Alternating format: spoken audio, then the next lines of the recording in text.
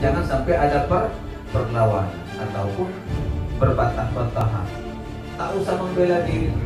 Walaupun posisinya betul seorang murid, jika guru mungkin emosi sehingga terucap dari lisannya itu tentang yang namanya ghibah, umpatan itu, kalian tak perlu membela diri. Dengarkan saja. Itu adab yang luar biasa.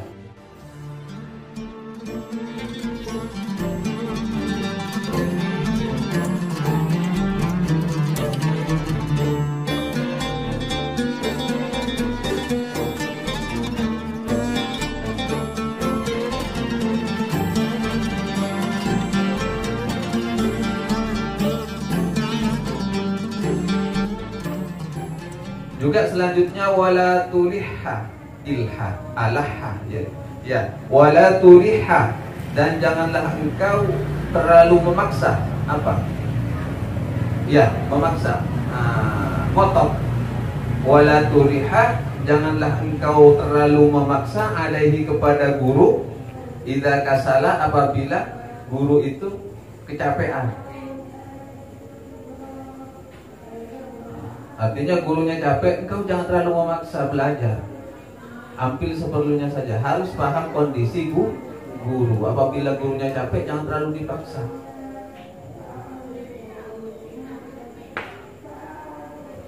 Wala tu'rid, dan janganlah engkau berpaling, ai tasba, artinya merasa kenyang.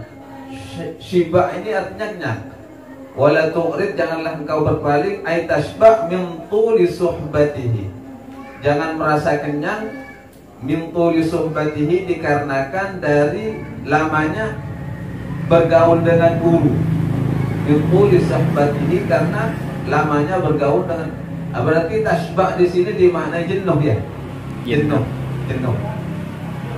Janganlah engkau menjadi jenuh karena saking lamanya bersuhbah dengan guru, bergaul dengan guru. Jangan sampai merasa jenuh. Jadi ini anjuran yang perlu diperhatikan oleh para pelajar, yang sebagaimana telah diungkapkan oleh Sayyidina Ali bin Abi Thalib. Jadi para sahabat kalau sudah mengungkapkan begini, betapa luar biasanya dulu para etikanya sahabat-sahabat Rasulullah kepada Rasulullah. Wa yang bagi, dan seharusnya ayyata'addaba bihadhil khisal allati arsyada ilaiha Aliyun karramallahu wajhahu. Wa yang bagi, dan seharusnya bagi murid ayyata'addaba, hendaknya senantiasa beradab, bihadhil khisali, dengan tata krama yang seperti ini, allati, sebagaimana arsyada, yang telah menunjukkan ilaiha kepada adab, Aliyun, siapa Sayyidina Ali karramallahu wajhah. Jadi hendaknya, kata Sayyidina Ali, kata Imam Nawawi, hendaknya seorang murid ya paling bagusnya itu kalau sudah beradab dengan cara yang seperti ini gitu, dengan tata krama yang seperti ini, sebagaimana telah dijelaskan atau ditunjukkan oleh Sayyidina Ali karramallahu wajhah. Jadi etikanya jelas kan, tata kramanya. Jadi jangan heran kalau para sahabat Rasulullah itu semuanya luar biasa, karena etikanya sungguh luar biasa kepada Rasulullah. Bahkan kepada antar sahabat sekalipun itu etikanya sangat luar biasa. Terus selanjutnya wa ayyarudda ghibata syaikhihi. Wa ayyarudda, hendaknya menahan menahan ghibata, kepada umpatan Madura itu kocak itu, kepada umpatan ya. Ghibah, ada ghaibah, ada ghibah. Ghaibah itu yang menggunjing orang sama maknanya, tapi di sini saya lebih condong kepada ghibah yang maknanya fokus kepada umpatan. Gitu. Wa ayyarudda, dan harusnya bagi murid menahan ghibata, kepada umpatan syekhihi, gurunya, in qadara, jika dia mampu.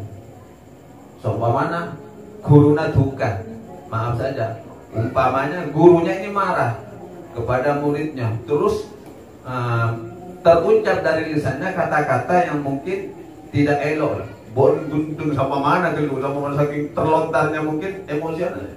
Iya, ayyarudda seorang murid itu harus menahan. Ingkodaro jika dia mampu, diam saja. Jangan sampai ada perlawanan ataupun berbantah-bantahan. Tak usah membela diri. Walaupun posisinya betul seorang murid, jika guru mungkin emosi sehingga terucap dari lisannya itu tentang yang namanya ghibah, umpatan ini, kalian tak perlu membela diri. Dengarkan saja.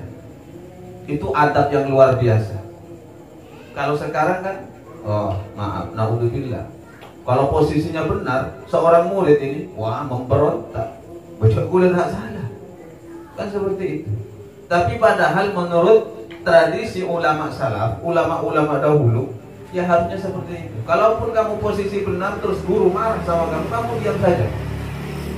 Pokoknya kamu diam saja. Karena kamu tak tahu hakikat apa seperti apa.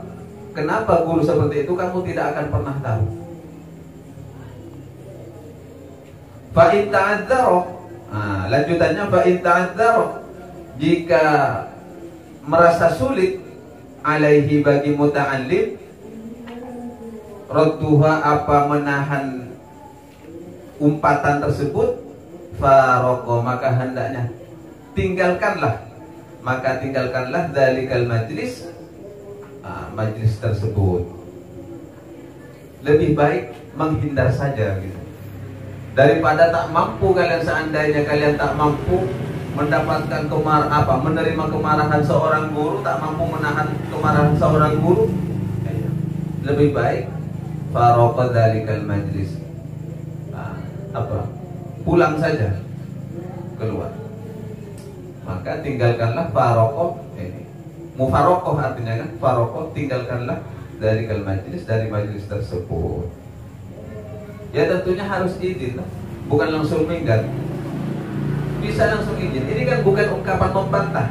Kalau izin, maaf saya, alasannya apa? Yang penting menghindari dari kata-kata guru tersebut. Kalau langsung pamit, wah gurunya bisa marah. Hati-hati, bisa eposto itu hasana. Iya, kalau tambah marah, khawatir tambah tak berkah ilmunya. Harus pamit seperti biasa. Marah, ya biarkan saja. Karena marahnya guru itu sama seperti marahnya orang tua kepada kalian. Terus di saat orang tua marah kepada kalian, apakah akan kalian lawan? Apakah akan kalian bantah? Antara guru dengan orang tua, dan juga sama-sama manusia posisinya, bisa benar juga bisa salah.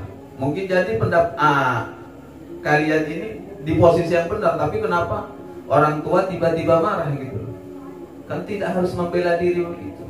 Cukup diam saja sampai emosinya reda, baru ada kasih penjelasan.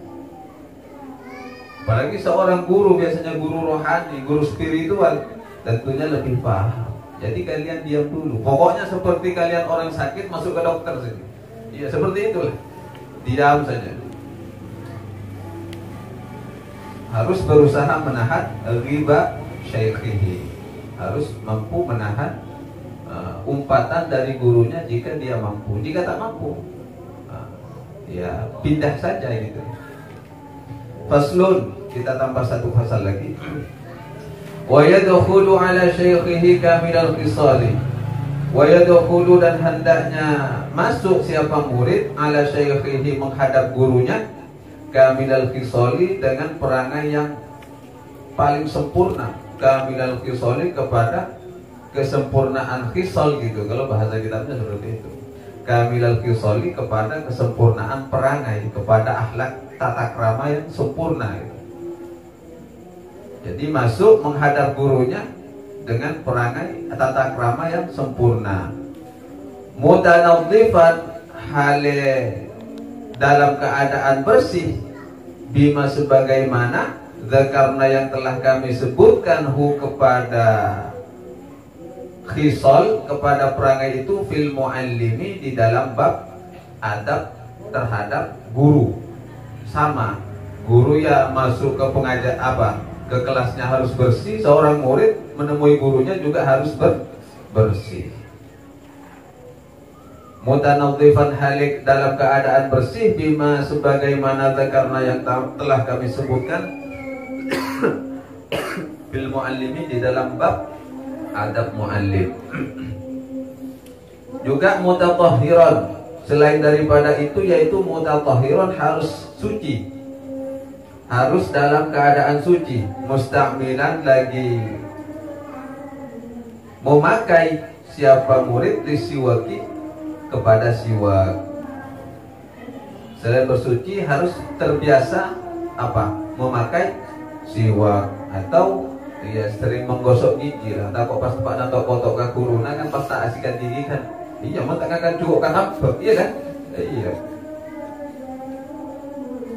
Jadi masuk ke menghadap kepada guru harus dengan perangai tata krama yang sempurna, dalam keadaan bersih, juga dalam keadaan suci, juga dalam keadaan bersiwak. Artinya ya pokoknya harus bersih. Terus selanjutnya farighul qalbi minal umuri syagilati. Farighul qalbi juga dalam keadaan mengkosongkan hati. Mengkosongkan hati dari apa? Minal umuri syagilati, dari perkara-perkara yang menyibukkan, dari perkara-perkara yang melalaikan. Jadi begitu menghadap guru, qalbun ini harus farig, harus kosong dari perkara-perkara yang melalaikan. Karena nantinya takut ada nasihat-nasihat dari guru, kita hati itu masih tak fokus, sehingga nasihat itu tak bisa diterima dengan sempurna. Harus fokus. Mau masuk kepada guru itu, pikiran-pikiran yang hati-hati kondisi hati yang tak bagus itu harus dikosongkan dulu. Tujuannya apa? Agar mampu menerima nasihat-nasihat dari guru, sehingga tertampung di dalam hati. Wa alla yadkhula bi ghairi istidzan. Wa alla yadkhula, dan janganlah masuk siapa seorang murid bi ghairi istidzan, tanpa meminta izin. Wa alla yadkhula, dan seorang murid janganlah masuk bi ghairi istidzanin, tanpa terlebih dahulu minta izin. Jadi mau masuk minta izin dulu kepada gurunya. Ini etika luar biasa ya. Bacaannya gampang, tapi implementasinya itu yang sulit. Kayaknya kan simpel-simpel banget, hanya begini-begini, tapi pengamalannya yang susah. Idza kana syaikhu fi makanin yahtaju fihi ila istidzan. Idza kana, apabila ada asyaikhu siapa guru tertentu, fi makanin di dalam suatu tempat, yahtaju yang membutuhkan, fihi di dalamnya, ila istidzanin untuk meminta izin. Idza kana, apabila ada asyaikhu siapa guru, fi makanin ada di dalam suatu tempat, yahtaju yang membutuhkan siapa murid, fihi masuk ke dalamnya, ila istidzanin untuk meminta izin. Jadi seandainya pun harus minta izin, ya lebih baik minta izin dulu. Contohnya ada di dalam sebuah majlis atau apa, atau di dalam rumahnya, terus pengen ketemu gurunya, ya hendaknya minta izin dulu.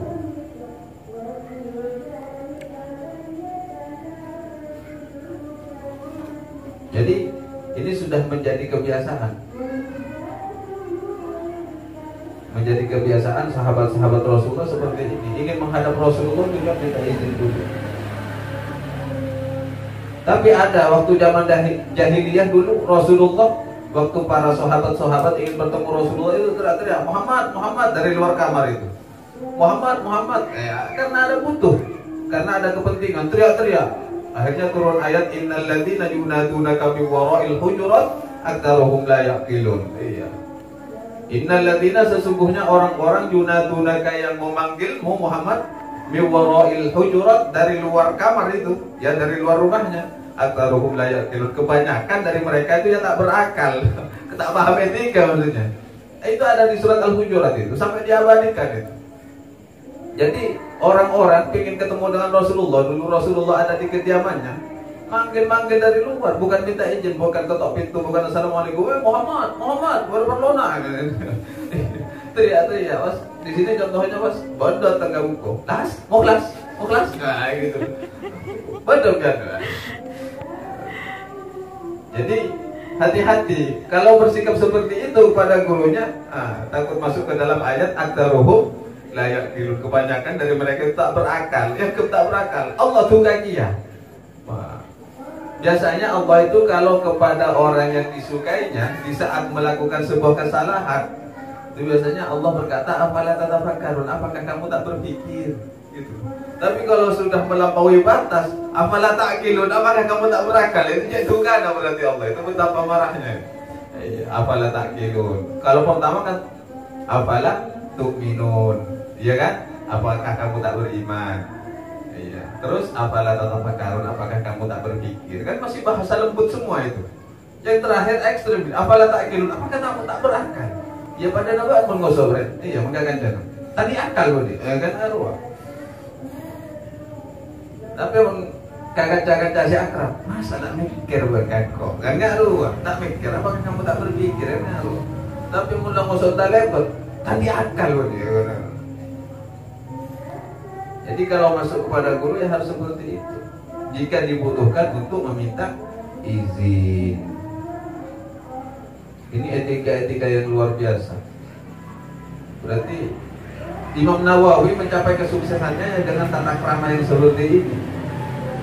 Terus selanjutnya wa ayyusallima, hendaknya mengucapkan salam seorang murid itu, hendaknya seorang murid ayyusallima, mengucapkan salam alal hadirina, kepada yang hadir, kepada orang-orang yang hadir, idza dakhala, apabila masuk ke dalam majelisnya guru. Membiasakan pengucapan salam. Karena pengucapan salam itu ungkapannya memang sunnah, tapi jawabnya wajib. Kenapa demikian? Wa idza huyitum, dalam ayat itu wa idza huyitum bitahiyatin fahayyu bi ahsana minha aw rudduha innallaha kana ala kulli syai'in hasibah. Wa idza huyitum, apabila kalian itu diucapkan sebuah penghormatan, ya salam, bitahiyatin, dengan sebuah penghormatan, fahayyu, maka balaslah penghormatan itu bi ahsana minha, dengan penghormatan yang lebih bagus dari ucapan itu, dari yang pertama, auruduha, atau minimal sama. Contohnya assalamualaikum, fahayyu bi ahsana minha, jawabannya, maka jawablah dengan yang lebih bagus. Tambahi berarti assalamualaikum, waalaikumsalam warahmatullah. Tambahkan, itu lebih bagus namanya, jawaban yang lebih bagus. Auruduha, atau minimal sama lah. Assalamualaikum, waalaikumsalam. Ya minimalnya kan sama seperti itu. Jadi anjurannya kalian ini bagi seorang murid ayyusallima, hendaknya mengucapkan salam alal hadirina, kepada orang-orang yang hadir, idza dakhala, apabila masuk ke dalam majelisnya guru. Wa takhussahu, lalu kemudian engkau mengkhususkan kepada gurumu, dunahum, selain daripada mereka, ya, bitahiyyati, dengan sebuah penghormatan. Mungkin contohnya bisa digambarkan seperti ini. Kalian mengucapkan salam kepada yang lain, kepada yang hadir, assalamualaikum, masuk. Kepada guru menambah dengan sebuah penghormatan lagi, contohnya salaman, Mas. Kan itu tambahan namanya, mengkhususkan dengan salam.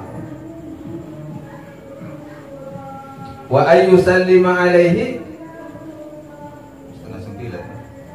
Wa ayyusallima alaihi wa alaihim idzan sarafa. Wa ayyusallima, dan seorang murid ayyusallima harus mengucapkan salam alaihi, kepada gurunya, wa alaihim, dan kepada jamaah yang hadir, idzan sarafa, apabila telah kembali, apabila idzan sarafa, apabila telah pulang. Contohnya kalian pulang duluan ini, jamaah yang hadir belum pulang, ya kalian biasa mengucapkan salam kepada gurunya dan kepada orang yang hadir. Kama jaa fil hadis, sebagaimana telah datang fil hadis, di dalam sebuah hadis, falaisatil ula bi ahaqqa minadz tsaniyati. Falaisatil ula, sebagaimana telah datang dalam hadis ini ungkapannya begini. Falaisatil ula, bukanlah salam yang al-ula yang pertama, bi ahaqqa, ialah lebih berhak minadz tsaniyati, dari yang kedua. Falaisatil ula, bukanlah salam yang pertama, bi ahaqqa, ialah lebih berhak minadz tsaniyati, daripada yang kedua. Artinya salam yang pertama dan salam yang kedua sama-sama berhak. Atau pemaknaannya seperti ini. Salam yang pertama, mungkin ada jamaah yang belum hadir, lalu kalian mengucapkan salam yang kedua di saat insaraf, apabila pulang kalian ini yang kedua juga berhak gitu. Jadi sama-sama berhak. Yang pertama, yang kedua sama-sama mulia di dalam pengucapan salam.